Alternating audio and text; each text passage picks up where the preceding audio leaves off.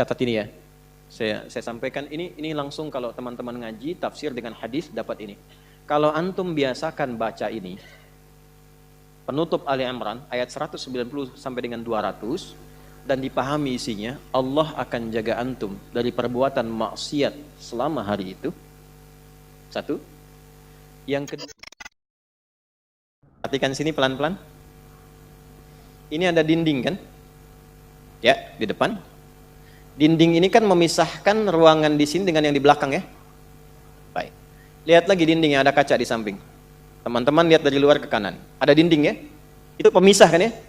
Kelihatan nggak dindingnya? Nah, karena kelihatan itu nggak bisa disebut barzakh. Jelas? Maka dalam bahasa Arab itu disebut dengan satar kalau nampak remang-remang, hijab kalau nampak tertutup sama sekali. Jadi kalau nampak remang-remang, nutup tapi mesti kelihatan remang-remang, nggak nyata kelihatannya, itu disebut satar namanya. Satrun. Satara, yasturu satran. Satara, yasturu atau satara, yastiru. Sudah? Satran. Pernah dengar sutrah? Sutrah ya? Kalau mau sholat ada sutrah kan? Nah, kenapa sutrah disusun tidak terlampau tinggi sehingga nampak keadaan keseluruhan bagiannya? Jelas? Yang penting ada pembatas yang ketahuan kalau orang mau lewat itu, ada orang sholat gak boleh dilewati. Tapi kalau penutup total, begini, gak terlihat di belakang ini ada apa. Maka disebut hijab namanya. Hijab. Dari kata hajaba. Ibu itu pakai hijab atau pakai sutrah? Ayo. Saya ulangi, hijab atau apa? Sutrah. Kalau pakai hijab, maka pakailah penutup itu sehingga tidak tampak dari yang dihijabi itu. Jadi jangan sampai menggunakan penutup, tapi bagian dari tubuh itu masih tampak secara remang-remang. Itu bukan hijab namanya. Itulah kenapa disebut dengan hijab dan diberikan isyarat agak dilonggarkan itu yudnina min jalabibihinna. Direndahkan, dilonggarkan supaya dengan longgar dan rendah itu maksud rendah itu diturunkan bukan diangkat, ya. Supaya tertutup sempurna dan tidak tampak bagian dari tubuh sekalipun lekuk atau remangnya. Paham? Tapi di sini tidak disebut dengan sutrah, tidak disebut dengan hijab. Sebab hijab kalau dibuka terlihat. Paham? Untuk alam ini sifatnya disebut dengan barzakh, bukan sutrah, bukan hijab. Jadi kalau antum mendapati dua bagian, ini satu A, ini B. Paham? Ini ada pembatas yang tidak menyatukan ini, nggak bisa ketemu nih. Di sini nggak bisa ke sini, nggak bisa ketemu, ini nggak bisa ketemu. Ya, tempatnya misalnya kelihatan tuh, dari sini kelihatan, tapi nggak bisa mempertemukan ini. Ini balik lagi ke sini, balik lagi ke sini. Ini barzakh namanya. Kalau di lautan yang luas, yang besar, pernah melihat misalnya di YouTube, ya, atau National Geographic ada tiba-tiba ikan, terus balik lagi, ikan balik lagi. Ketika diteliti ternyata itu pertemuan dua arus di situ, ya. Kemudian tiba-tiba ada pembatas di antara dua itu sehingga ikannya nggak sampai ke tempat lain. Begitu nyampe ke sini balik lagi, nyampe ke sini balik lagi. Dan dahsyatnya karakteristik ikan di wilayah ini tidak sama dengan ikan di wilayah sini.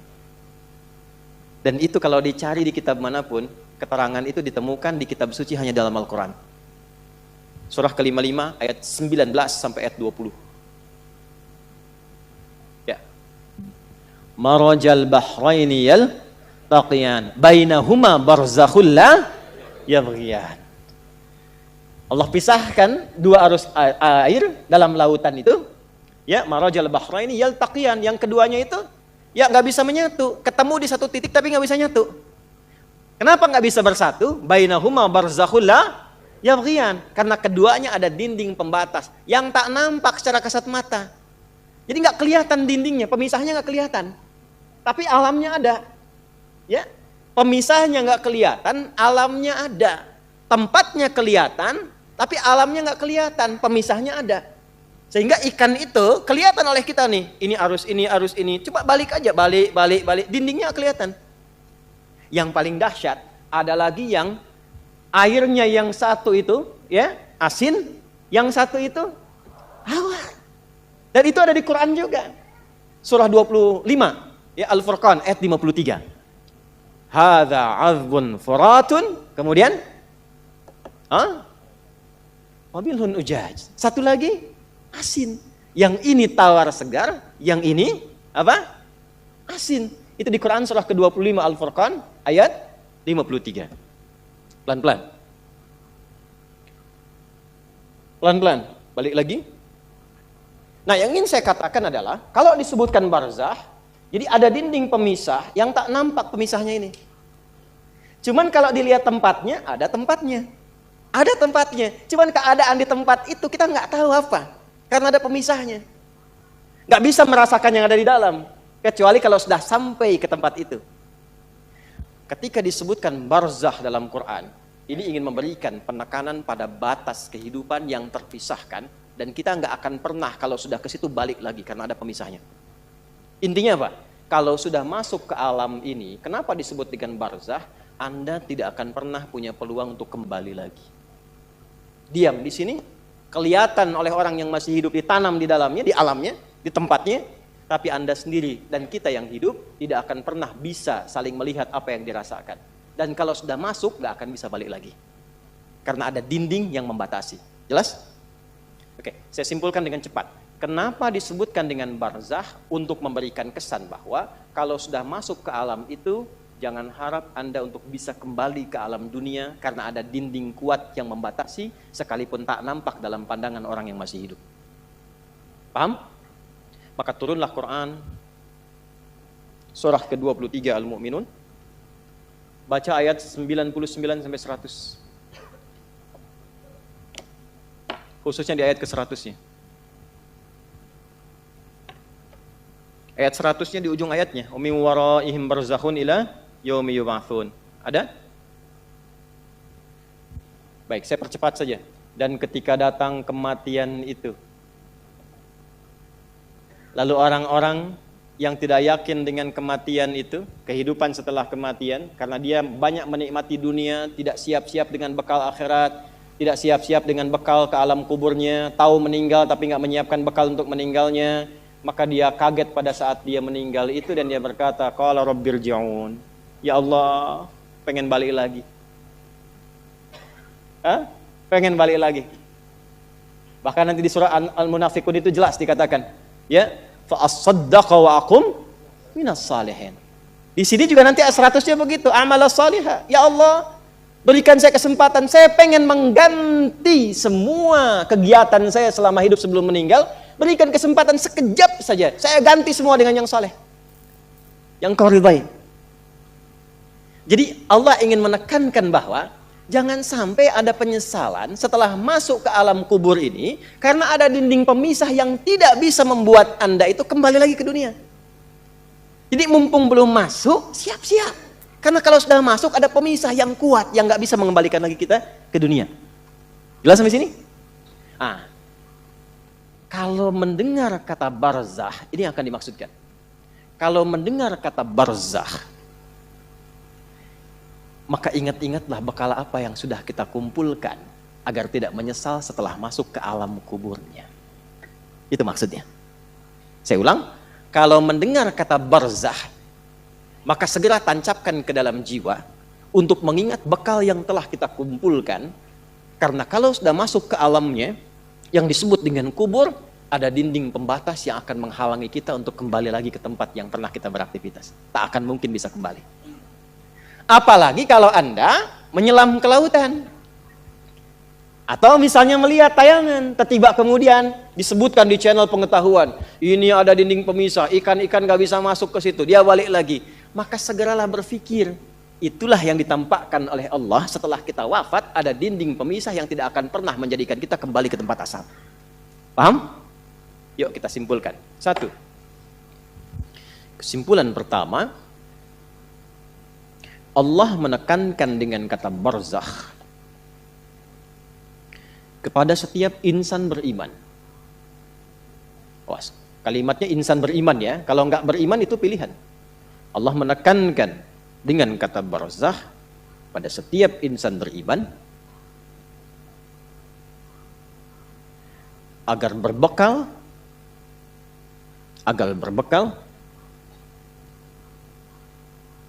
berupa amal saleh sebelum wafat, sehingga tidak menyesal saat di alam kubur dan meminta kembali ke dunia. Tenang, masih dunia Bu, bisa diperbaiki. Alam kubur nggak bisa kembali. Sudah? Agar tidak menyesal saat di alam kubur dan minta kembali ke dunia. Itu satu. Sudah? Baik. Nah, sekarang alamnya tadi disebut apa? Tempatnya. Kalau barzakh tadi kan pemisahnya. Ingat, ya. Nah, alamnya apa? Kubur. Tempatnya apa? Kubur. Oh, karena belum masuk kita ya. Barzakh itu pemisahnya. Saleh, salihah, ya. Barzakh itu apa? Pemisahnya. Kalau alamnya apa? Tempatnya apa? Nah, alam itu tempat. Alam itu tempat. Kenapa tempat disebut alam? Dari kata alima, kata alamat, penunjuk. Karena di tempat itu Allah menunjukkan tanda kebesarannya. Jadi setiap kita masuk ke tempat tertentu mesti kenal di mana setiap tempat yang bisa mendekatkan diri kita kepada Allah. Makanya kalau jalan-jalan cari tempat yang bisa mendekatkan diri kepada Allah. Kalau belajar di tempat yang bisa mendekatkan diri kepada Allah. Karena itulah tempatnya disebut dengan alam. Ya, alam dunia, alam akhirat, alam hewan, alam tumbuhan dijamakkan jadi alamin. Siapa yang punya alamin? Siapa yang merawat? Yang punya, yang merawat, yang memberikan kebutuhan disebut Rabb. Kita memuji setiap hari 17 kali Alhamdulillahi Rabbil. Tapi yang muji ini nggak kenal Allah, itu anehnya.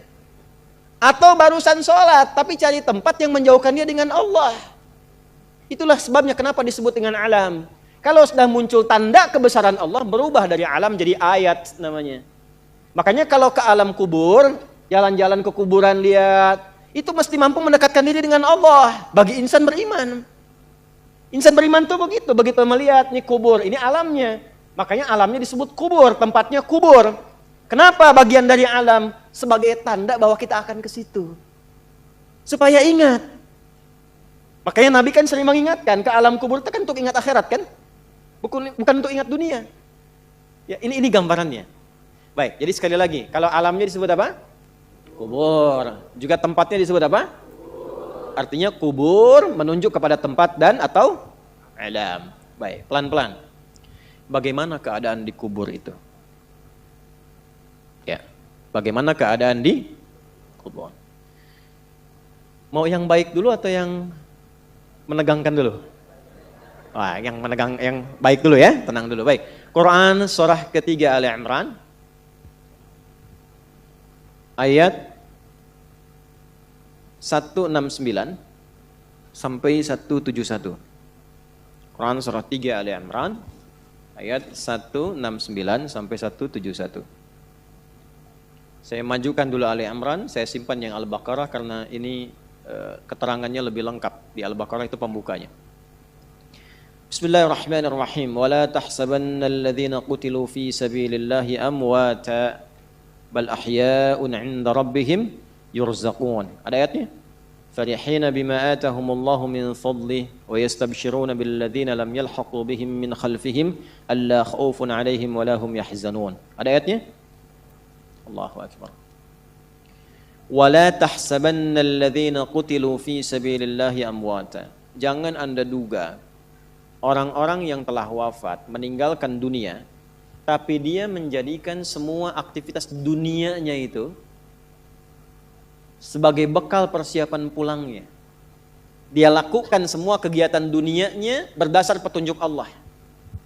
Ya, jadi semua kegiatan dunia yang dilakukan berdasar petunjuk Allah, diikutkan petunjuk Allahnya, itu bahasa singkatnya disebut fi sabilillah.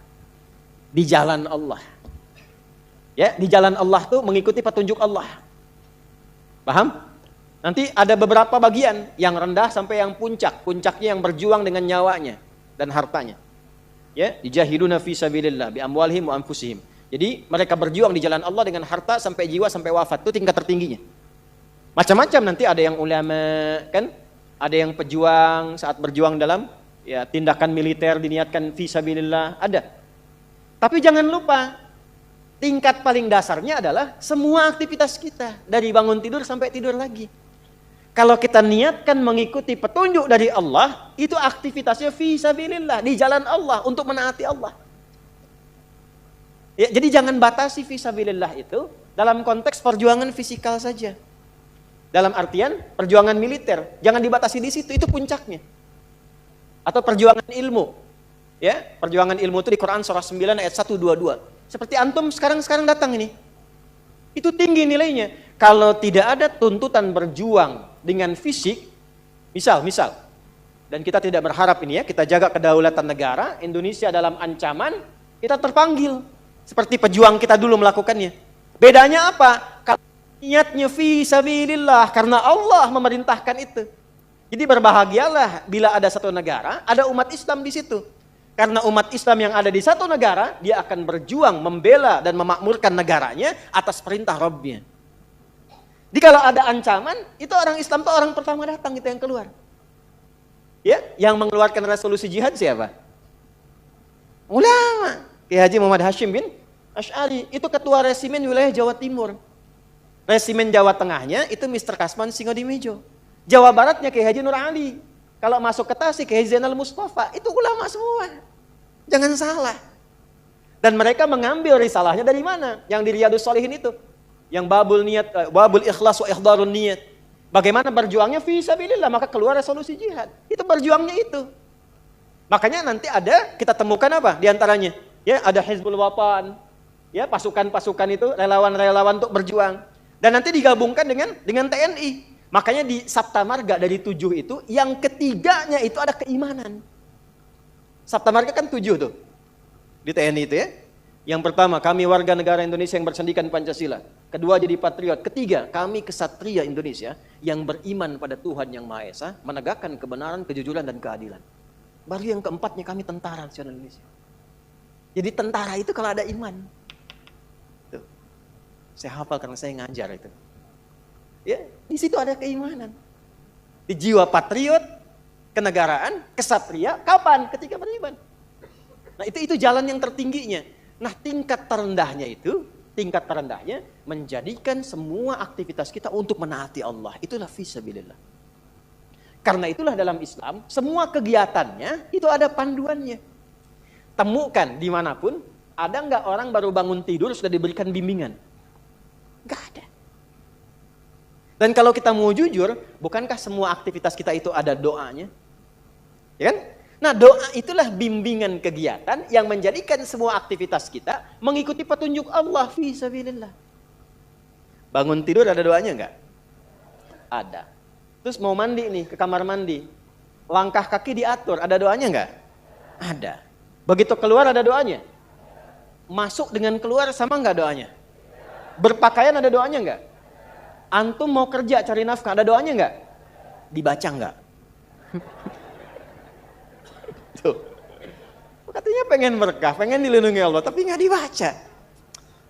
Aneh manusia zaman sekarang nih. Nah, doa itu bukan sekedar kalimat formal yang menjadikan kegiatan aktivitas jadi ibadah, bukan. Tapi isinya ini panduan hidup. Jadi kalau kita keluarkan, kita pahami, kita dalami, terus diamalkan, itu panduan. Contoh, yuk kita cek satu aja. Bangun tidur baca apa tadi? Alhamdulillahilladzi ahyana ba'dama amatana wa ilaihin. Oke, baik. Tahu dari mana? Ya. Saya tunjukkan pada Anda, bahkan dari mulai bangun itu sudah diajari cara bangunnya. Yang kalau dilakukan dapat pahala. Sunnah itu jangan dilihat aktivitasnya saja. Ikut Nabi dapat pahala. Baca doa dapat pahala. Tapi kalau kita niatkan doa itu untuk menaati Allah dan Rasulnya, itu saat pulang surganya sesurga dengan Nabi. Tidak cukup dengan amin. Tahu dulu. Dan dengan semua Nabi. Dengan semua nabi. Itu ada di An-Nisa, Quran surah 4 ayat 69. Wa may yuti'illaha war rasul fa ulaika ma'al ladzina an'ama Allahu 'alaihim minan nabiyyina was-siddiqina wasyuhada'i was-salihin. Wa hasuna ulaika rafiqa. Dzalikal fadlu minallahi wa kafa billahi. Allahu akbar. Makanya tiap hari kita minta 17 kali, teman-teman. Ihdinas siratal mustaqim, siratal ladzina an'amta 'alaihim ghairil maghdubi 'alaihim. Nah, siratal ladzina an'amta 'alaihim itu siapa? Tafsirnya di An-Nisa ayat 69. Wa may yuti'illaha war rasul fa ulaika ma'al ladzina an'ama Allahu 'alaihim. Kita minta ya Allah siratal ladzina an'amta 'alaihim, kata Allah ma'al ladzina an'ama Allahu 'alaihim. Siapa mereka? Minan nabiyyina was-siddiqina wasyuhada'i was-salihin. Ada orang yang di surga ditempatkan oleh Allah sesurga dengan semua nabi yang pernah bertugas di bumi. Masya Allah, ketemu lagi di surga. Antum di mana? Oh, depan saya Kiai Fulan, belakang saya Ustadz Fulan. Kalau antum di mana? Saya biasa aja. Masya Allah. Ya depan saya Nabi Ibrahim, belakang saya Nabi Musa, samping kiri saya Masya Allah Nabi yang katanya paling ganteng semoga bumi, Nabi Yusuf. Samping kanan saya Masya Allah Nabi Muhammad SAW. Bisa dengan semua nabi. Siapa mereka ini? Mereka yang mendedikasikan semua hidupnya untuk menaati Allah dan Rasulnya. Dari bangun tidur terus dari keluar itu. Ya, contoh tadi saya janjikan Abu Daud misalnya nomor hadis 1367. Ya. Dari Ibnu Abbas radhiyallahu taala anhuma, beliau satu saat ingin menginap di kediaman bibinya Sayyidah Maimunah radhiyallahu taala anha dan ingin tahu kebiasaan Nabi bangun di malam hari itu bagaimana. Kapan waktunya? Konversi jadi jam berapa kebiasaan Nabi bangun? Bagaimana cara bangunnya? Nanti yang berangkat insya Allah umrah saya tunjukkan ini lokasinya gitu. Ya. Itu diceritakan oleh beliau. Qala atau kama qala Ibnu Abbas radhiyallahu taala anhuma, kana an-nabiy sallallahu alaihi wasallam, adalah kebiasaan Nabi sallallahu alaihi wasallam idza istayqadha min naumihi, kalau bangun dari tidurnya fajalasa, duduk terlebih dahulu. Di bangun tidur terus duduk. Masa bangun tidur langsung mandi? Ya selempongan kan? Hah? Naik delman istimewa, ku duduk di depan, duduk di muka, kudanya nggak bisa jalan. Hadisnya, makanya anak-anak TK diajarin yang betul, bangun tidur terus duduk, ya, duduk dulu. Ya itu kan hadisnya begitu, duduk dulu. Kemudian famasaha biyadihi min athari naumi. Lalu beliau menghilangkan bekas kantuknya dulu dengan bagian tangan yang bersih. Makanya ada hadis lain kalau bangun tidur kan cuci tangan kan? Ya, itu kalau tahu bagian tangannya kotor atau menyadari bahwa tangan itu berkelana saat tidur. Ya, yang bahkan di tempat yang tidak Anda tahu. Makanya kalau Anda ingin bersihkan, cari bagian yang bersih. Wa masaha biyadihi min athari naumi, menghilangkan bekas ngantuk. Jadi jangan baca doa dulu. Bacalah doa itu dalam keadaan sadar, jangan baca dalam keadaan ngantuk. Nah, problem yang terjadi memang bangunnya jam 3. Alhamdulillah. Ya, nah. Begitu sadar 4:30. Ada yang begitu? Nah, ini banyak wajahnya tuh. Ya, antum pasang alarm 3 kali kan? Iya kan? Mau bangun 3:30 tuh kan alarm jam 2:30, jam 3, jangan 3:45 kan? Alarm pertama untuk matikan alarm kedua kan? Alarm kedua untuk siap-siap kan? Itu. Nah, di hadis tadi diajarin kalau bangun, ngantuknya hilangin dulu. Kalau nyambung ke sebelumnya tuh luar biasa. Atur waktu, jangan terlalu lama untuk istirahat itu, jangan begadang, kecuali ada perlunya. Betul, itu narasi hadis. Begadang jangan, begadang boleh kalau ada. Kapan Nabi begadang? Kalau ada perlunya. Ya, diskusi dengan istri, membahas sekilas tentang kehidupan rumah tangga. Ada sahabat minta fatwa, Nabi balas. Setelah itu kalau nggak ada masalah, sudah Nabi selesai istirahat. Ba'da isya, sebentar istirahat. Jadi teratur waktunya. Sehingga potensi ngantuknya bisa ditekan. Nah kalau bangun kemudian hilangkan bekas ngantuk, duduk sudah hilangkan bekas ngantuk, baru kemudian membaca. Apa yang dibaca? Ada ayatnya, ada hadisnya. Jadi bangun tidur itu sudah ada ayat. 11 ayat penutup surah Ali Imran. Dari surah ketiga ayat 190 sampai ayat 200. Inna fi khalqis samawati wal ardi wa ikhtilafil laili wan nahari la ayatin li ulil alladzina yadhkuruna Allaha qiyaman wa qu'udan wa 'ala wa yatafakkaruna fi khalqis samawati wal ardi rabbana Ma khalaqta hadza batila subhanaka faqina. Catat ini ya. Saya sampaikan ini langsung kalau teman-teman ngaji tafsir dengan hadis dapat ini. Kalau antum biasakan baca ini penutup Ali Imran ayat 190 sampai dengan 200 dan dipahami isinya, Allah akan jaga antum dari perbuatan maksiat selama hari itu. Satu. Yang kedua, membimbing antum untuk meningkatkan pengetahuan selama beraktivitas. Yang ketiga, dibimbing oleh Allah mengerjakan segala aktivitas yang mengantarkan pada ridha dan surganya. Itu makna yang Ali Imran di penutupnya itu. Makanya kalau benar paham ayat ini, gak ada pelajar yang bangun kecuali pintar di hari itu. Karena di situ ada ayat-ayat untuk riset, untuk merenung, untuk berpikir. Gak ada orang berbuat maksiat di hari itu. Karena ada ayat taubat di ayat itu. Mudah-mudahan gak wafat dalam keadaan sedang maksiat, sehingga terancam neraka. Dan minta ya Allah wafatkan kami seperti orang baik yang wafat sebelumnya. Sehingga terjaga hari itu. Dan terjamin ketika beraktivitas keadaannya baik. Karena dia senang dengan membangun silaturahim, membangun kesabaran. Wasabiru warabitu wattaqullaha la'allakum tuflihun, dan cenderung bahagia. Nah, untuk mengawali doanya itu supaya komitmen, maka ditanamkan dalam dirinya satu komitmen kuat. Maka disampaikanlah oleh sahabat Jundub bin Junadah dan Mu'adz bin Jabal radhiyallahu ta'ala anhuma dalam Al-Bukhari nomor hadis 181. Keduanya mendapatkan doa dari Nabi sallallahu alaihi wasallam, faqala alhamdulillahilladzi ahyana ba'dama amatana wa ilaihin. Ini ada amata, ada ba'dama. Kalau kata kerja terletak setelah ba'da dan ma, artinya apa? Artinya pekerjaan itu tidak terjadi. Jelas? Tapi yang terjadi adalah inspirasi dari aktivitas itu untuk aktivitas yang lain. Perhatikan.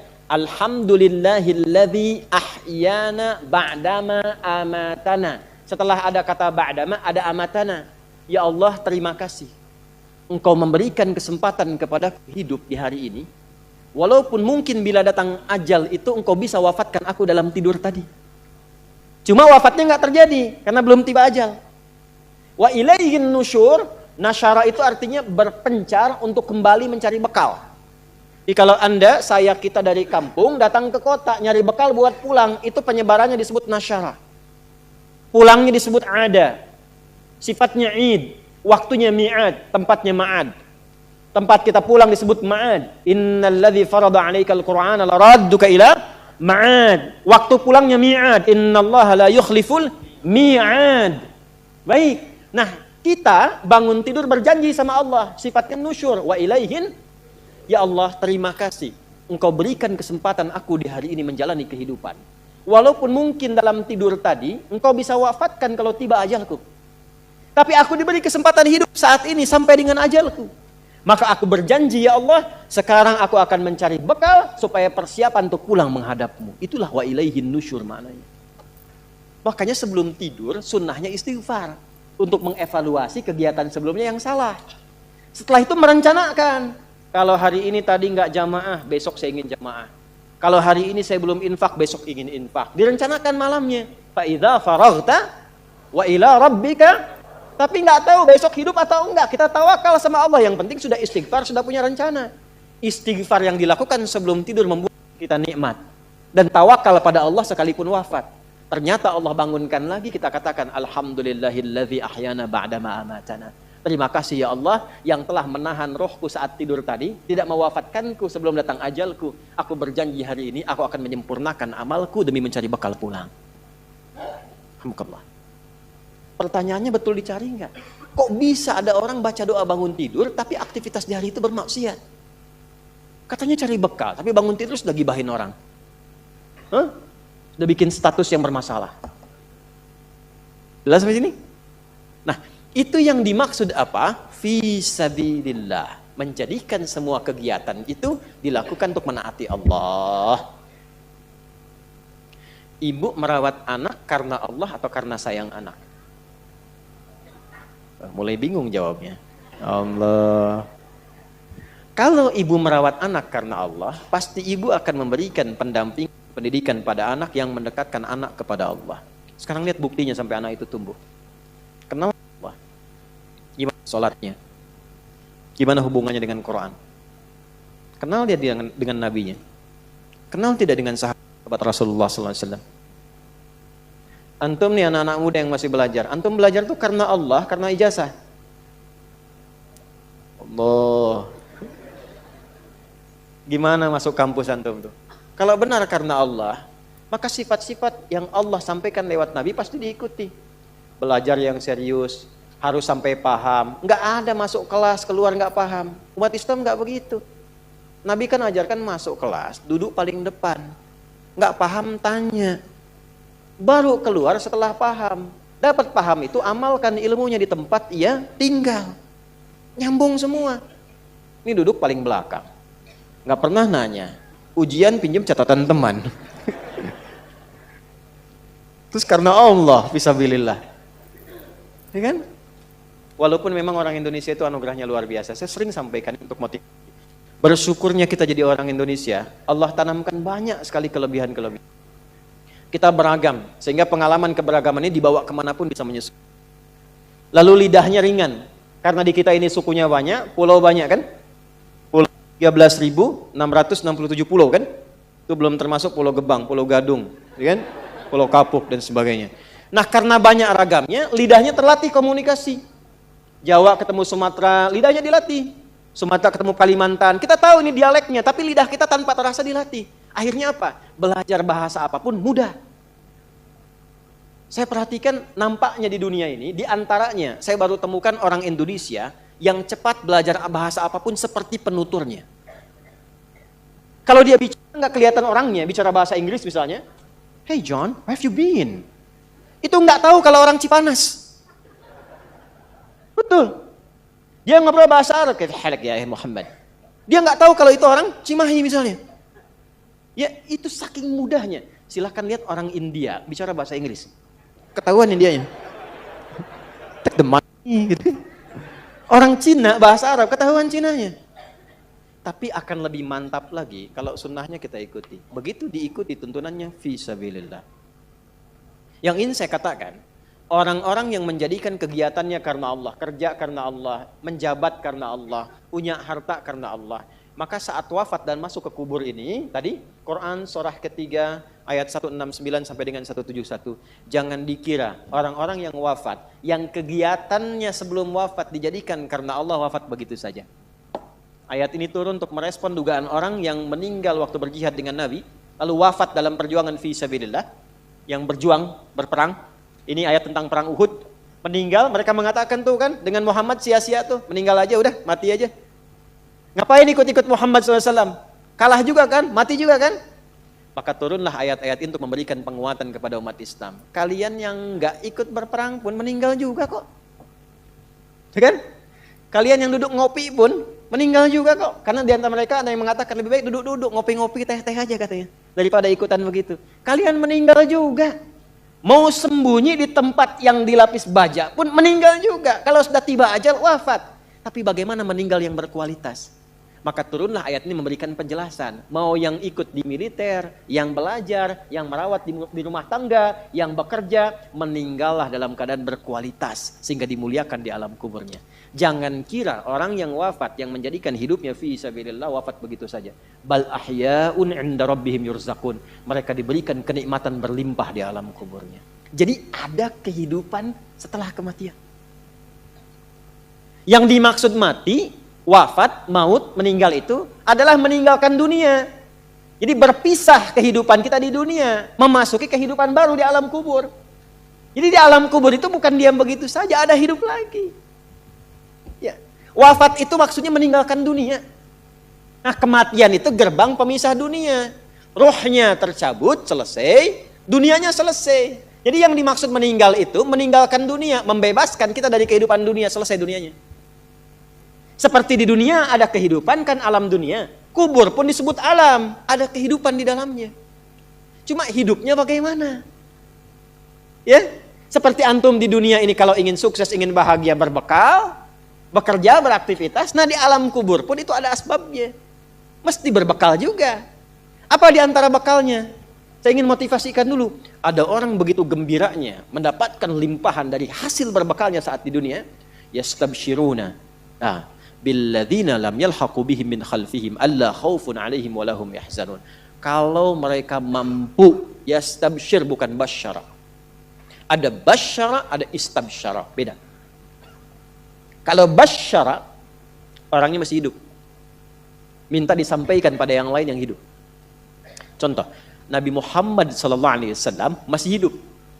Diberikan beliau perintah oleh Allah, sampaikan pada umatmu ini sekarang tentang keutamaan surga. Maka turun Quran surah kedua ayat 25. Wa basyiril ladzina amanu wa 'amilus salihati anna lahum jannatin tajri min tahtihal. Tapi kalau kalimatnya menggunakan istabsyara, itu umumnya bermakna ingin menyampaikan tapi tak punya kemampuan menyampaikan karena keadaannya sudah berbeda. Perhatikan detailnya bahasa Quran. Orang yang wafat yang menjadikan hidupnya berdedikasi untuk menaati Allah, di alam kubur diberikan kenikmatan, saking nikmatnya pengen kasih tahu yang masih hidup. Wa yastabsyiruna billadzina lam yalhaqu bihim min khalfihim. Mereka ingin menyampaikan pada yang masih hidup, gak usah nangis. Jangan banyak meratap. Saya ini sudah mendapatkan kesenangan melebihi apa yang pernah kita dapati saat di situ itu. Kalau bisa cepat ke sini, itu kalimatnya. Kalau bisa cepat ke sini. Allah khaufun 'alaihim wa lahum yahzanun. Enggak usah takut dengan kematian.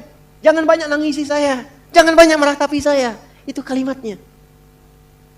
Dan di antara mereka ada yang Allah jaga sampai ke jasad-jasadnya. Saya bersaksi demi Allah, Anda boleh catat kalimat ini. Saya kemarin waktu ke Mekah, alhamdulillah Allah tunjukkan beberapa.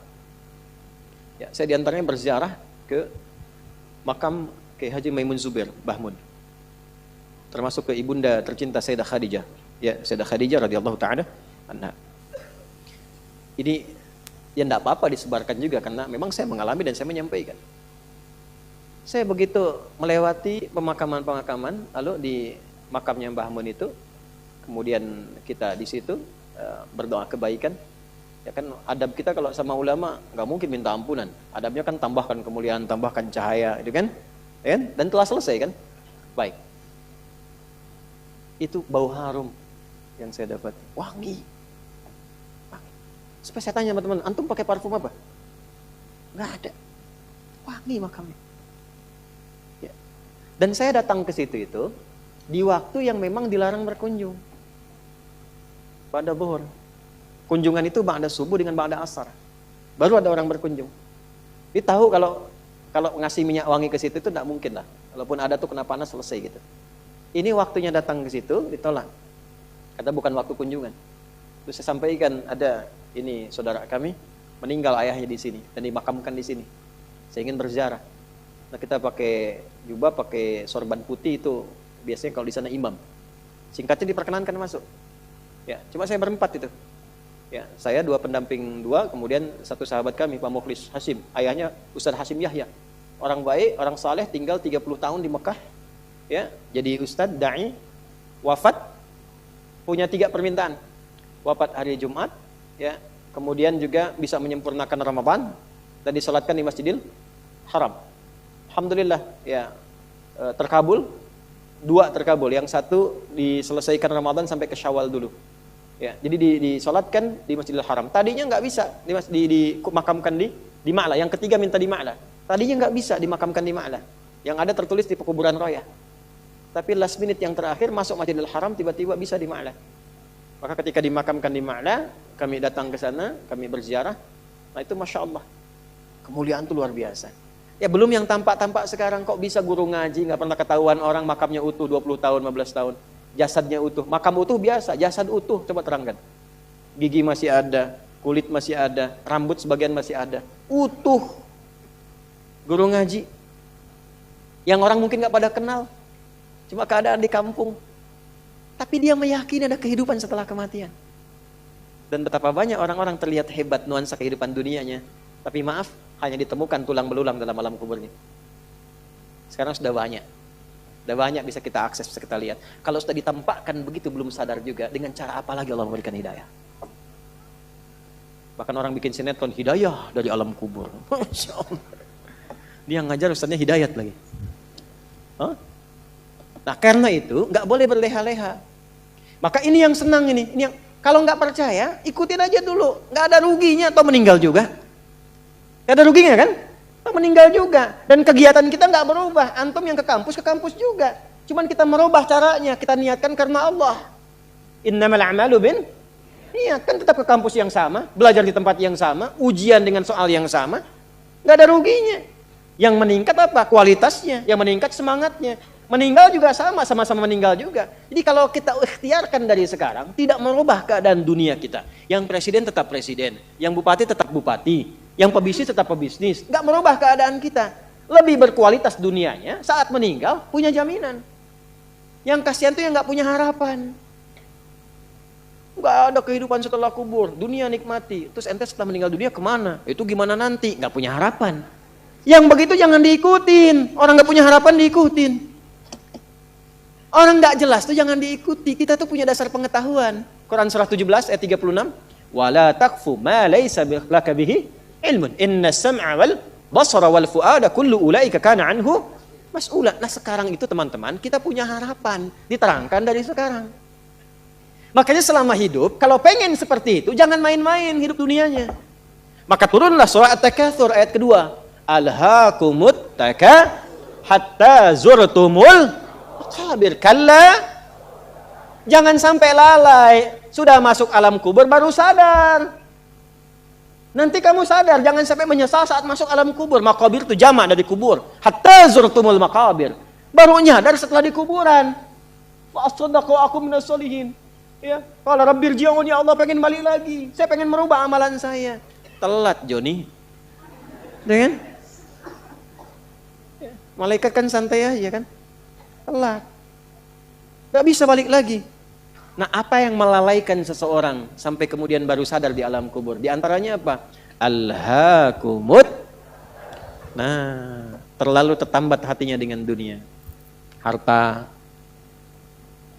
Gak dilarang memperbanyak harta. Silahkan banyak-banyakin. Banyakin. Tapi untuk apa? Fisabilillah. Taati Allah dengan harta itu. Maaf, jangan kebayang kalau fisabilillah itu untuk infak saja. Cari kotak masjid, ya setanah kusir. Nggak begitu, kan ada konsepnya. Ini untuk yang di keluarga, bagaimana kenyamanan di rumah, bikin rumah yang nyaman sehingga punya musalla. Ya, anak-anak sekolahkan di tempat yang mengenal Allah, tingkatkan kualitasnya. Pakai untuk umrah, pakai untuk haji, lihat saudara-saudara di samping. Setelah itu lebarkan. Baru ada babnya lagi setelah orang tua, saudara, kerabat, ada anak yatim, baru dibuka untuk umum. Itu ada petanya. Nah sekarang pandai-pandai dengan harta, antum menghitung kebutuhan sebulannya berapa. Tabungan pemetaannya berapa. Nah yang lewat dari situ, itu titipan Allah, bekal antum untuk mendapatkan ridhonya. Sebelum diambil. Antum gaji 30 juta, kebutuhan rumah tangga 15 juta, tabungan 5 juta. 10 juta itu bekal tabungan antum tuh akhirat. Maka babnya keluarkan di Quran. Apa bab ibadah lewat harta? Tunggangi itu. Jangan terlalu bergantung. Nanti begitu meninggal baru sadar. Mau balik lagi nggak bisa. Antum sekarang punya kedudukan. Suatu saat hilang kedudukan itu. Pelajari bab tentang fikih kedudukan. Bagaimana menaati Allah lewat kedudukan. Bikin kebijakan yang baik. Sebelum meninggal. Antum lagi belajar sekarang. Taati Allah lewat ilmu. Bagaimana cara belajar yang benar. Sebelum meninggal. Bahkan ada orang meninggal sebelum wisuda. Saya punya adik murid, ngaji juga dengan kami itu. Saat di Libya, di Tripoli. Itu saat masuk belum hafal Quran. Harapannya pengen hafal Quran. Minimal 2 tahun saat di sana. Saya masih ingat orangnya tuh Masya Allah. Baik, banyak senyum. Ya, saya buka lah namanya itu ya, untuk diikuti. Ahmad Rashidi namanya, Masya Allah. Ya, itu baik, gak pernah cari konflik macam-macam. Tenang, taat. Al-Quran aja. Di sana itu kan tiap 2 tahun kalau lulus ujian, itu boleh pulang untuk nengok keluarga. Itu beliau itu pulang ngasih hadiah ke keluarganya dengan hafalan Quran yang telah dituntaskan selama 2 tahun di sana.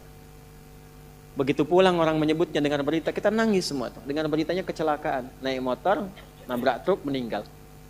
Tapi yang Anda ingin saya tekankan pada kita semua, bahkan sebelum wisuda formal di kampusnya dia dapati, Allah memberikan wisuda dan menghormatinya dalam keadaan sebagai penghafal Al-Quran. Allah lebih menyenanginya memberikan mahkota saat kembali untuk diviralkan ke alam seluruhnya dibandingkan dia mendapatkan pujian dunia dengan wisuda dunianya. Bahkan ada orang yang sebelum khatamnya itu, sebelum selesai kuliahnya bisa jadi meninggal. Tapi yang terbaik apa? Pernah nggak berpikir, Anda ini yang kuliah 4 tahun kan lama durasinya. Menghafal Quran tuh kalau santai, itu 2 tahun teman-teman. Kemarin ada yang ikut program santai menghafal Quran. Hafal Quran 193 hari. Usianya 56 tahun. 193 hari santai, 21 tahun. Yang 56 tahun tuh hafal Quran 21 hari. Rekor kemarin. Ya. Itu Masya Allah, santai bisa hafal. Kenapa Anda ini yang belajar sekarang di kampus-kampus, ya 4 tahun S1, 2 tahun S2, 2 tahun S3, kenapa nggak dipakai sekalian juga menghafal Quran? Berangkat 1 ayat, pulang 1 ayat. Itu begitu di wisuda Anda hafal 30 juz. Anak ibu 6 tahun di SD itu lama sekali. Kenapa nggak diisikan Quran setiap hari? Lulus 30 juz. Dan kalau Anda meninggal jadi tabungan. Inilah hatta zurtumul maqabir. Jangan bangga mengumpul-ngumpulkan. Takasur itu gemar mengumpul-ngumpulkan. Ngoleksi, ngitung-ngitung. Maaf ya, nanti ngitung-ngitungnya di Al-Adiyat. Kita lihat nanti. Yang pertama, ada motivasi hidup yang mengumpulkan kekayaan dunia saja. Alhaakumut takasur. Ngumpulkan nilai, ngumpulkan gelar, ngumpulkan ijazah. Orang ustadz ngajar ngumpulkan jamaah. Cuman pengen jamaahnya banyak. Cuman pengen terkumpul popularitas. Sekarang mengumpulkan subscriber. Ustadz pun gak bebas itu. Gak bebas. Hati-hati, gak bebas dengan ini. Hati-hati. Ada yang kerja ngumpulkan harta aja. Ya. Ada yang ngumpulkan, hitung sebanyak-banyaknya. Sampai lupa. Tidak menjadikan semua itu sebagai bekal pulang. Selanjutnya. Al-Adiyat ayat 9. Afala ya'lamu idza bu'athira ma fil qubur wa hussila ma fis. Tuh. Ini untuk pelaku maksiat. Yang banyak berbuat maksiat. Apa nanti enggak malu dan enggak khawatir kalau itu diungkap di alam kuburnya? Silahkan Anda tutup-tutupi saat di dunia. Tapi kalau enggak ditaubati, di alam kubur akan terasa. Saya ulangi, di alam kubur akan terasa. Silahkan tutupi. Jadi ada 2 tipe pelaku maksiat ini. Yang pertama, pelaku maksiat yang menutupi kemaksiatannya, tapi tidak tobat. Ya, awas, ini tipe pertama. Yang saya maksudkan pelaku yang tidak tobat ya, bukan yang tobat. Jadi pelaku maksiat, dia sadar dia maksiat. Dia bisa tutupi dari manusia, tapi dia pilih nggak tobat. Nah ini nanti akan diungkap di alam kubur dan diberikan satu muqaddimah azab nerakanya. Yang kedua, pelaku maksiat yang sadar dengan maksiatnya dan secara terbuka dia bermaksiat. Karena merasa kuat dengan menunaikan atau mengerjakan perbuatan maksiat itu. Ya. Biasanya nanti ada kita akan lihat nih. Ya, nanti di Quran banyak tipenya. Ada yang punya kedudukan, ada yang punya harta, karena merasa banyak harta dia bisa bayar, sehingga nyaman dengan maksiat. Ya, terancam, bayar, selesai. Ada yang mau menyakiti, bayar, selesai. Ada yang mau protes, bayar, selesai. Dia merasa bisa bayar, itu ada. Dan tokoh tertingginya Qarun kan? Ya, tokoh tertinggi siapa? Qarun. Nanti ada ayat di Quran banyak sekali, banyak. Termasuk nanti fase Madinah. Ya, di Ali Imran tuh banyak sekali. Yang kedua yang punya kedudukan. Ya, contoh tertingginya Firaun. Dia merasa punya kedudukan, merasa punya segalanya. Setelah itu dia tampakkan kemungkaran, berbuat maksiat karena merasa bahwa tidak akan ada yang bisa menghalangi dengan kedudukan itu. Ya. Tolong jangan dipotong videonya ya, karena ini musim-musim nanti mau pemilu, mau macam-macam tuh ya. Nah, saya ingatkan tuh, hati-hati loh. Ini bahasan An-Naba bukan macam-macam. Ya, nanti saya di akhir saya ingatkan lagi. Sekarang sudah mulai itu, ada potongan-potongan buat macam-macam. Saya tidak terkait dengan itu sama sekali ya. Balik sini. Nah itu 2 tipe seperti itu, turunlah kemudian surah Al-Adiyat ini salah satunya. Afala ya'lamu idza bu'athira ma fil wa hussila ma fis, akan diungkap suatu saat nanti. Kalaupun Anda tutupi. Tapi bagi yang terakhir, perhatikan baik-baik. Bagi yang merasa nyaman dengan kekuatannya, baik itu kedudukan ataupun harta, sehingga terang-terangan berbuat maksiat dan merasa tidak ada yang mampu untuk mencegahnya, itu saat masuk kuburnya langsung ditampakkan neraka pagi dan petangnya. Di surah Ghafir, surah ke-40, ayat 46. An-naru yu'raduna 'alaiha ghuduwan wa 'ashiyya. Hati-hati. Ya, hati-hati. Wa yauma taqumus sa'atu adkhilu ala fir'auna asyaddal adzab. Ya, dicontohkan langsung Firaun dan koleganya. Kolega Firaun itu ada beberapa jenis. 1, pemodalnya. pengusaha yang zalim. Ya. Itu namanya Qarun. Jadi biasanya kalau ada penguasa zalim di backing oleh pengusaha gelap misalnya, itu sudah komplit tuh keburukannya. Ya. Nah ini dikisahkannya dengan Qarun yang pengusaha gelapnya. Kemudian ada pemikir yang menyimpangnya. Ya, pemikir yang menyimpang. Jadi ada intelektual yang hanya menguatkan kebijakan-kebijakan buruk saja supaya ini jalan, orientasinya dunia. Ya. Siapa? Haman, sekaligus jenderalnya juga, Haman. Kisah Ba'lam berbeda nanti. Nah, ini disebut dengan koleganya ala Firaun. Jadi biasanya, hati-hati, fikihnya maksudnya begini. Kedudukan itu kalau sudah semakin tinggi, kedudukan yang semakin tinggi, maka di antara ujiannya adalah ada potensi-potensi yang mengajak pada penyimpangan. Dan dengan kedudukan itu, biasanya suka ada dorongan-dorongan menggunakan kedudukan untuk berbuat mungkar dan tampak kemungkaran itu. Yang paling bahaya kalau itu tidak banyak disadari sehingga merasa kuat untuk berbuat yang salah. Itu bahaya. Pun demikian, harta banyak itu potensi menghadirkan ujian, dan di antara ujian itu ada dorongan untuk menyimpang. Ya, bukan hanya ria, pamer, tidak, tapi menggunakan harta dengan cara yang tidak benar. Nyogok, menghambat keburukan, bagus, tapi mendatangkan kemaksiatan, buruk. Yang lain lagi apa? Ilmu bagus, tapi ditempatkan di tempat yang tidak bagus, bahaya. Nah, orang-orang seperti ini menggunakan ilmunya untuk bermaksiat terang-terangan, ya. Bahkan nanti ada yang menggunakan ilmunya untuk membela orang menyimpang, ada. Ya. Di zaman Nabi itu ada buzzer. Zaman Nabi. Ya, yang memang dibayar untuk apa? Untuk menjegal dakwahnya Nabi. Dan untuk memberikan satu gambaran buruk, citra buruk tentang Nabi. Buka surah Ali Imran ayat 107, 108, 109, 110. Ya. Sudah? Sudah? Ada yastakhfuna minan nasi wa la yastakhfuna minallahi wa huwa ma'ahum idh yubayyituna ma la yarda minal qaul. Jadi kerjaannya apa? Kerjaannya kumpul-kumpul. Mereka menganggap bahwa itu aman dari Allah. Ya, untuk merendahkan Nabi. Mereka merasa punya pelindung. Ya. Awas, mereka punya rasa punya pelindung. Ayat sebelumnya kan wala tujadil 'anil ladzina yahtanuna anfusahum. Itu kecaman kepada orang-orang pintar yang membela orang-orang yang suka menyoal. Jadi ada bazar yang kalau malam-malam suka kumpul, suka merumuskan bagaimana cara merendahkan Nabi, bagaimana cara merusak citra Nabi. Nah, setelah mereka tampil, itu dibela, di backing orang-orang pintar yang bahkan menguatkan tindakan mereka. Dan saking sayangnya di antara mereka ada yang mengaku muslim. Itulah yang masuk pada golongan Abdullah bin Ubay bin Salul yang munafik itu. Nah, kalau nggak disebutkan kapan kejadiannya, siapa orangnya, itu tandanya akan muncul lagi di kemudian hari keadaan-keadaan serupa dengan tokoh yang berbeda. Itu mesti hati-hati. Ya. Nah, itu orang-orang pintar yang mengaku muslim, ya, bahkan yang non muslimnya itu diminta berpikir, ha antum haula'i, ya, tuhibbunakum wa la yuhibbunakum. Ha antum haula'i jadaltum anhum fil hayatid dunya. Engkau ini kenapa sih membela mereka dengan ilmumu?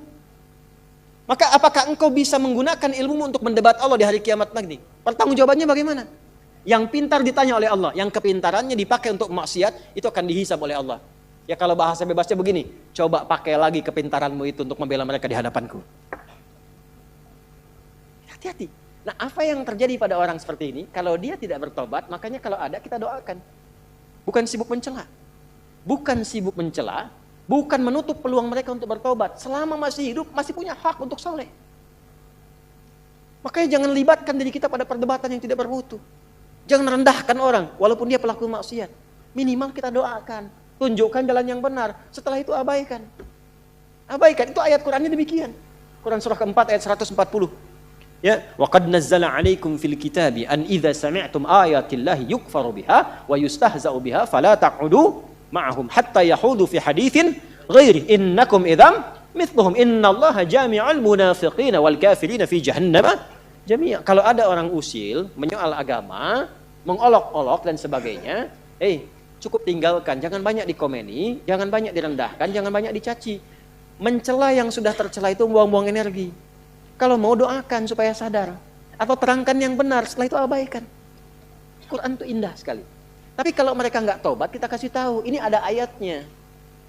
Wah, kayak yang pernah ke alam kubur saja, ya terserah Anda. Tapi kalau nanti di alam kubur, minimal Anda tahu dulu sekarang.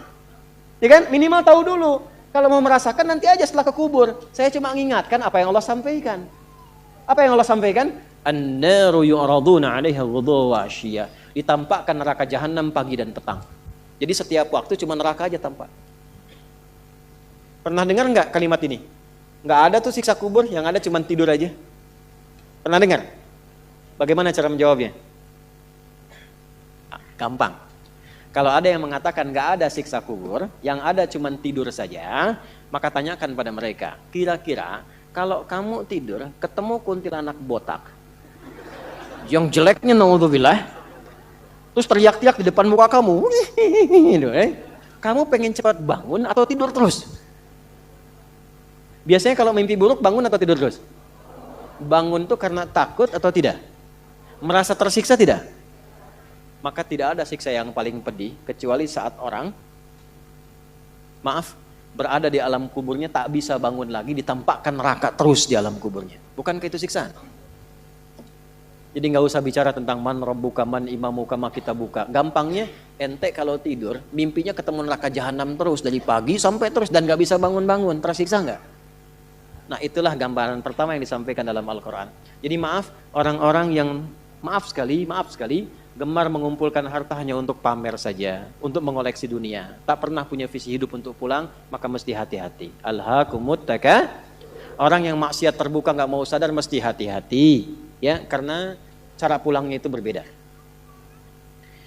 Mobil warna merah, bukan di alam kubur di sini. Mobil warna merah, plat B 2705 TBQ, mobil warna merah. B2705 TBQ. Pemiliknya mohon bisa mengabari panitia karena pesannya cuma dibacakan ini saja. Ya. Teruskan. Quran surah Al-Infitar ayat keempat. Ketiga, kan 8 ya semua ya. Wa idzal quburu bu'thirat. Al-Infitar ayat keempat. Apabila yang dikubur itu sudah terungkap, terbuka semua. Maksudnya selesai, terbelah. Ini kiamat. Jadi dikubur pun nggak selamanya. Ya, ada yang pengen abadi di alam kubur? Tidak, nggak selamanya. Ya, jadi kalau yang nikmat di alam kubur tadi kan diberi kenikmatan ya, kenikmatan pembuka. Itu cuma mukadimah aja Pak Bu. Insya Allah nanti kalau sudah masuk kubur, ya, Insya Allah mudah-mudahan dimuliakan. Itu kalau dapat kemuliaan itu cuma pembuka. Itu cuma pembuka saja, mukadimah saja. Diberi kenikmatan melimpah, enak, istirahat, nyaman dan macam-macam, ya. Itu cuma pembuka aja. Nanti satu masa selesai di situ. Wa idzal quburu bu'thirat. Selesai semuanya, balik kita ke alam lain, puncaknya ke akhirat. Nah, ayat ini Al-Infitar ayat yang keempat ingin menegaskan di alam kubur pun tidak abadi, pindah. Oh, berarti yang pelaku maksiat tadi menyimpulkan, nggak apa-apa kan cuma sementara mimpinya bangun. Iya, Cepi, cuma saat bangun lebih dahsyat. Jadi yang dimimpi keluar semua. Ya. Ya. Terus Quran surah Abasa. Ya, surah 80 ayat 21. Baik, pelan-pelan. Kalau tadi kan sudah diungkap ya, di kuburnya bagaimana, nikmatnya bagaimana, bahayanya bagaimana yang mengancam. Nah, sekarang kita akan masuk ke kubur tidak? Akan masuk tidak? Nah, maka di Abasa ini diingatkan. Quran surah 80 ayat 21. Tsumma amatahu fa'aqbarah. Orang yang hidup itu satu saat pasti akan diwafatkan. Kalau sudah wafat akan dikuburkan. Di semua kita tidak ada yang bebas dari penungguan di alam kuburnya. Tadi tunggu. Ini CAQ semua kan? Calon alam kubur. Kita akan masuk nih. Jadi Allah sadarkan mumpung masih hidup, dari dua kejadian tadi, ambil ibrahnya, siapkan diri kita, karena kita nggak akan bisa menolak kematian. Kalau sudah wafat, pasti dikubur. Teruskan dulu ya, kita agak cepat. Al-Mumtahanah ayat 13. Sudah? Ini nyambung semua ayatnya, indah sekali. Jadi kalau kita sudah sadar, ini resiko kebaikan, ini resiko keburukan, dan kita tahu akan wafat, akan dikuburkan, bagaimana cara persiapannya? Supaya nggak lalai tadi ya. Maka Al-Mumtahanah ayat ke-13. Ya ayyuhalladzina amanu la tatawallaw qauman ghadiballahu alaihim. Qad ya'isu kama ya'isal kuffara min apa? Ashabil kubur. Maka jangan banyak bergaul dengan orang-orang yang menjauhkan kita dari ridha Allah Subhanahu wa taala. Cari teman yang baik sekarang. Pertama, maaf, bikin kebaikan di rumah tangga dulu. Itu kan teman hidup. Ya. Awas, hati-hati. Kalau melihat istri kurang baik atau sebaliknya, jangan dihakimi, jangan difonisi. Justru Allah kirimkan antum itu untuk menebarkan kebaikan dan menyempurnakan kesemaan bersama. Jelas? Jadi sekarang yang dilakukan teman hidup dulu. Rubah jadi baik dulu. Anak-anak jadi baik dulu. Setelah itu cari tempat tinggal yang baik. Bergaul dengan orang baik. Antum yang kuliah cari teman yang baik. Antum yang kerja cari teman yang baik. Maaf. Kalau ada tawaran, kedudukan hartanya berlipat, tapi menjauhkan Anda dari Allah, ingat ini. Thumma amatahu fa'akbarah. Ingat saat ditawari itu Anda meninggal. Dikubur. Dan ingat ancamannya. Ingat pasalnya tuh. Ya, ingat suratnya. Paham? Nah, karena itu masukkan ayatnya, jangan sekali-kali menjadikan keadaan di sekitaran kita justru memperkuat datangnya ancaman Allah dan nestapa saat kembali ke alam kuburnya. Bahkan orang-orang yang tidak beriman pun, yang buruk pun, yang beriman tapi maksiat pun, itu sejatinya ketika temannya masuk ke kubur gak mau ikut-ikutan. Makanya disindir oleh Allah. Hei, kamu ini sadar gak sih? Orang yang mengajak kamu maksiat itu, lihat temannya meninggal pun, temannya wafat pun, dia gak pengen ikut. Kadang-kadang dia abaikan. Coba lihat. Ya, ada pimpinan misalnya, tingkat tertinggi. Lihat anak buah bawahnya misalnya. Menjalankan tugas bahkan dari dia untuk berbuat salah, berbuat maksiat. Ya, apakah mengedarkan narkoba atau misalnya membackingi kegiatan yang tidak baik. Lalu tiba-tiba dia wafat, apakah peduli atasannya? Tidak. Yang ada yang terjadi jangan bawa-bawa atasan, padahal dia yang nyuruh. Terus Anda mau jadikan teman yang seperti itu? Dia pada kawannya saja nggak bertanggung jawab. Dengan imannya saja dia nggak peduli. Kalau dia dengan Allah saja nggak peduli, kenapa Anda dia jadikan teman? Dan kenapa Anda menjadikannya dia teman? Kalau bahasa anak sekarang tuh begini, Allah aja dia gituin, apalagi kamu. Ya kan? Ya, Nabi aja dia cuekin, apalagi kamu kan? Ini peringatan Quran, ini bukan dari saya. Ini peringatan Quran. Jangan sekali-kali Anda dimanapun Anda berdinaskah, tugas formal, Anda berdagangkah, jangan berteman dengan orang menyimpang.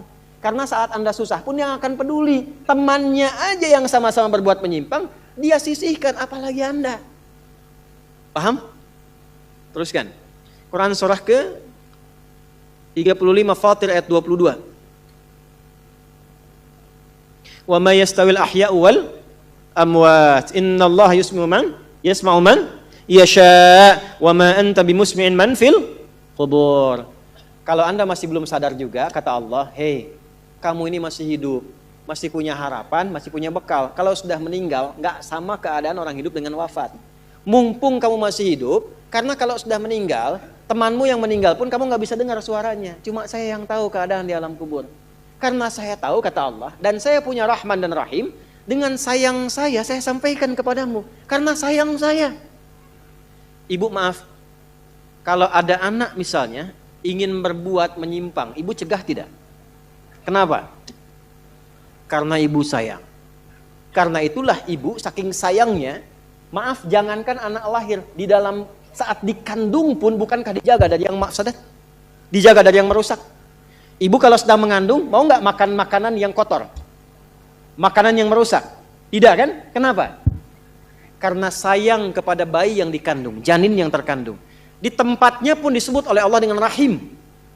Karena ada rahim, dijaga betul. Miring kanan susah, kiri susah, telungkup gak mungkin. Dijaga supaya apa? Supaya di dalamnya merasakan ketenangan. Karena apa? Karena ada tempat disebut dengan rahim. Nah, Allah itu sifat rahim melekat kepadanya. Karena sayang dengan kita, diingatkan. Bahasa bebasnya gini, karena saya sayang engkau dengan rahimku. Karena saya cinta kamu dengan rahmanku. Jangan sampai masuk kubur, kamu tersiksa, kamu nestapa. Karena beda antara hidup di dunia dengan kehidupan di kubur. Mumpung masih hidup, cari bekal. Karena engkau tak mampu mendengar apa yang terjadi dalam kubur. Jadi kalau tadi Allah sampaikan, jangan bergaul dengan yang begini, jangan terlena dengan yang seperti ini. Itu karena Allah sayang dengan kita. Itu saja. Jelas ya? Ya, jadi kalau nggak sayang, nggak akan mungkin diingatkan. Teruskan. Al-Hajj ayat ke-7. Yang ketujuhnya Al-Hajj ayat ke-7. Wa anna as-sa'ata atiyatun la raiba fiha wa anna Allah yab'atsu man fil qubur. Tapi jangan khawatir, sekalipun engkau masuk ke alam kubur, kata Allah, karena sayang, aku pesankan berbekal dari sekarang. Di alam kubur aku penuhi nikmatku kepadamu. Tapi itu cuma sementara, besok-besok selesai, aku bangkitkan semua kalian, aku tepati janjiku untuk memberikan surga kepadamu. Karena itulah orang yang baru mau meninggal dalam sakaratul mautnya, kalau benar dia mengikuti apa yang Allah pesankan dari ayat-ayat tadi, maka Allah berikan pendahuluan sebelum masuk kubur. Ditampakkan bahkan surganya di hadapannya, dimasukkan dalam golongan hambanya, ditenangkan saat wafatnya. Ya ayyatuhan nafsul mutmainnah, irji'i ila rabbika radiyatan fadkhuli fi wadkhuli. Nah, jannahnya ditampakkan. Terakhir, At-Taubah ayat 84. Quran surah At-Taubah ayat 84. Kalau ada orang yang tidak peduli dengan peringatan ini, 7 ayat nih, itu pesannya. Ini bukan ilmu ta'ati ya, untuk mengingatkan saja. Kadang kita sulit sih, tapi kalau antum ngambil jurusan yang sama, itu insya Allah mendapatkan kenikmatannya. Contoh begini misalnya, kenapa ada ayat di Quran itu jumlah bilangannya sama, serupa dengan lawannya.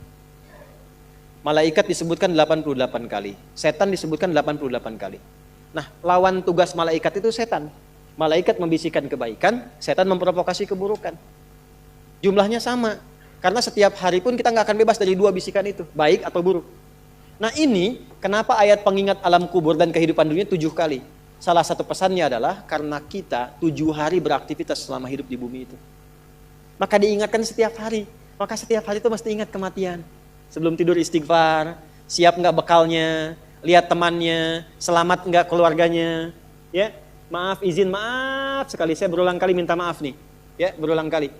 Ada seorang suami, saleh, istrinya salehah luar biasa. Satu kali suaminya karena kelelahan, bangunnya agak terlambat. Alhamdulillah. Biasanya jam 3, ini setengah 4 bisa. Itu istrinya bangunkan, sambil bersenandung. Pak, sayang, cepat bangun Pak. Perjalanan kita masih panjang. Sedangkan ajal semakin mendekat. Sedangkan para musafir sudah punya banyak bekal di depan kita mesti nyusul mereka. Bangun Pak. Itu Masya Allah kalau pakai bahasa Arab indah sekali. Pak, ajal itu mendekat kepada kita. Sedangkan perjalanan masih panjang. Teman-teman kita sudah di depan, bekalnya banyak sekali. Maksudnya apa? Teman-teman kita sudah ada yang hafal Quran, sholatnya nggak putus, malamnya banyak tahajud, puasanya nggak putus, sunnahnya dikerjakan. Kita ini, ya Allah, mau bangun tidur aja susah ya Allah. Mau tahajud aja susah. Sementara ajal datang semakin dekat.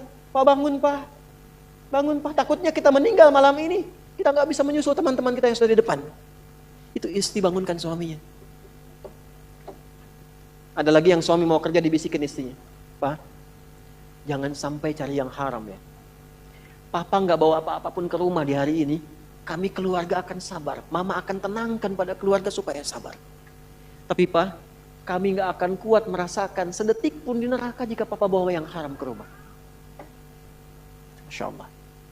Nah ini disebutkan pengingat itu 7 kali. Di 7 ayat berbeda untuk mengingatkan setiap hari ingat wafat. Setiap hari ingat pulang. Setiap hari kita akan mengalami suasana di alam kubur. Jangan sampai meninggalkan dunia dalam keadaan yang terancam. Kalau masih nggak sadar juga dengan pengingat ini, muncul ayat ke-8. Muncul ayat ke-8. Di At-Taubah ayat 84. Tempatnya pun At-Taubah. Ngajak taubat dulu sebelum diingatkan. Tapi dasar karena nggak pengen taubat juga, maka munculnya ancaman. Kalau ada yang masih nggak peduli, bahkan ada orang Islam yang masih bertahan dengan keburukannya, menampakkan ke orang lain dengan sifat nifaknya, maka turun ayatnya. Wala tusalli ala ahadim minhum mata abada. Wala taqum ala qabri. Allahu akbar. Innahum kafaru billahi wa rasuli wa matu wa hum fasiqun. Kalau ada yang masih begitu, dan Anda lihat diingatkan susah, masih menampakkan kemaksiatan, Allah langsung memberikan ancamannya. Kalau dia bertahan demikian sampai dengan wafat, gak usah disolatkan. Jangan sampai berdiri di depan kuburnya katanya. Kurang apa lagi? Tiap hari diingatkan, 7 kali, 7 hari beraktivitas, 7 kali diingatkan, diberikan kasih sayang, diarahkan pada yang benar, ditunggu sampai tobat, tapi masih mengancam, masih menampakkan kehebatannya sampai dia wafat. Maka peringatannya apa? Orang-orang yang sengaja menantang berbuat maksiat, menghalalkan dosa yang besar, itu dihukumi oleh Quran. Kafaru billah. Yang menghalalkan dosa besar itu dihukumi kufur. Tapi jangan sembarangan, ya, jangan sembarangan menghukumi. Karena ada yang punya otoritas di situ. Gak boleh Anda sembarangan, ini kufur, ini togut, ini gak boleh. Gak boleh. Ada yang punya otoritas. Dan ada yang paham fikihnya. Gak boleh sembarangan. Hati-hati kalau ada aliran mengajak Anda, ini togut, ini aja, bunuh aja, tembak aja, tinggalkan itu. Tinggalkan. Karena ada yang punya otoritas untuk menentukan klasifikasi mana yang benar, mana yang salah, mana yang ini, mana yang begitu. Jangan sampai terbawa pada aliran demikian. Jelas ya? Baik. Tapi kalau ada yang nekat berbuat maksiat sampai wafat, kata Allah, Nabi pun sampai dilarang. Jadi ini ayat turun tentang Abdullah bin Ubay bin Salul yang hidupnya mengaku muslim tapi banyak sekali menyakiti Nabi. Banyak berbuat maksiat, bahkan merencanakan pembunuhan kepada Nabi. Ditampakkan oleh Allah, begitu Nabi ingin menampakkan sisi kemanusiaan dengan menyolatkannya, turunlah ayat ini. Jangan disolatkan Muhammad. Jangan disolatkan. Biarnya sama teman-temannya. Jadi biasanya orang munafik ketemu munafik lagi. Ketemu munafik lagi. Hati-hati. Jangan sampai yang menyolatkan itu sesama munafik, sama perbuat maksiat. Orang Islam dilarang yang beriman yang baik, bahkan wala takum ala qabri. Ke kuburnya pun jangan diantar. Jangan berdiri di depannya. Jangan sampai terancam demikian. Karena itu kalaupun ada yang nampak ciri-cirinya, kita doakan supaya kembali ke jalan yang benar. Kita tunjukkan kebaikan dengan lemah lembut. Supaya dengan itu sadar dan menjadi bagian dari orang-orang beriman yang mendapatkan ridha Allah Subhanahu wa taala. Apalagi kalau itu bagian dari keluarga. Paham?